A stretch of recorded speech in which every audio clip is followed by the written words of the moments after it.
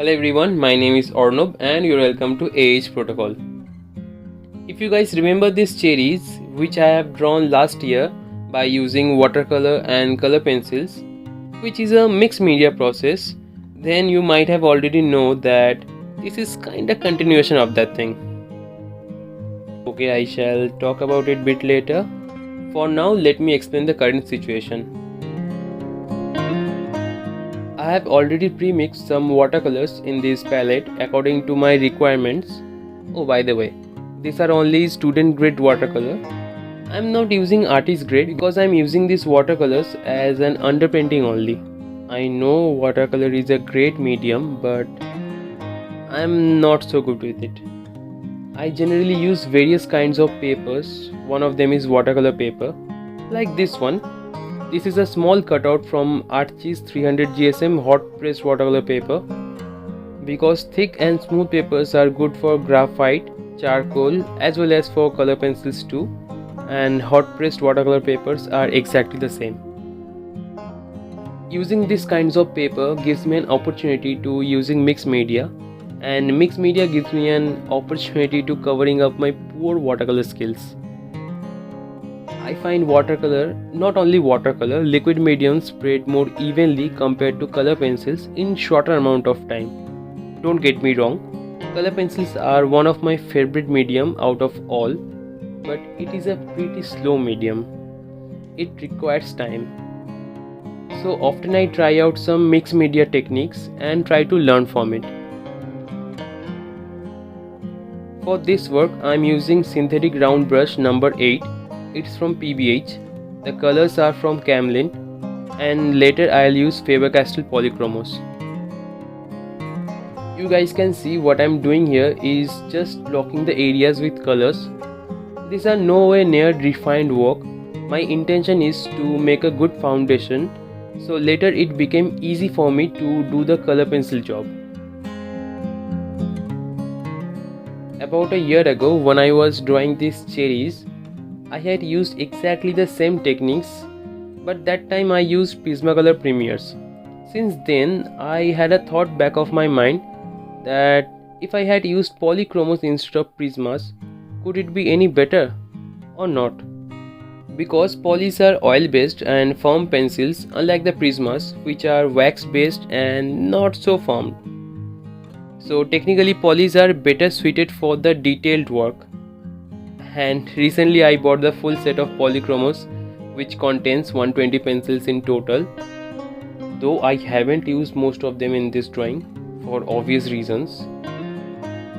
This is the blue dominant picture, so why should I use tones apart from the blues, right? Okay, whatever it is, enjoy the process, check the result.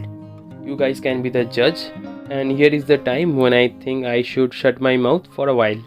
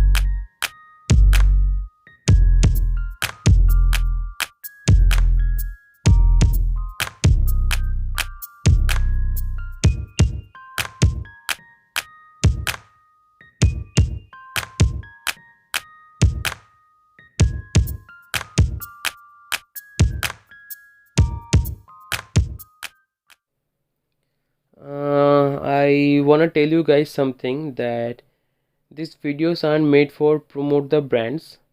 Obviously I'm not getting paid for these videos, neither for the art supplies. I'm doing this because I love drawing, I love painting, I love art, and I want to show my work to the world. But it's becoming so hard for me because supplies are so expensive these days. All I'm asking is your support. When you guys give me some commission work that supports the channel, when I see some increasing in subscription count or like count, that gives me hope. When I see your comments, that motivates me to go further. So guys, please consider subscribing if you haven't already. Leave a like if you like this video and help me growing this channel by sharing this video as much as possible. If you want, you can follow me on Instagram at arnabh95, ARNABH95. Planning to do some Insta exclusive contents. So it's time for me to sign off. Hope to see you in the next one. Adios amigo.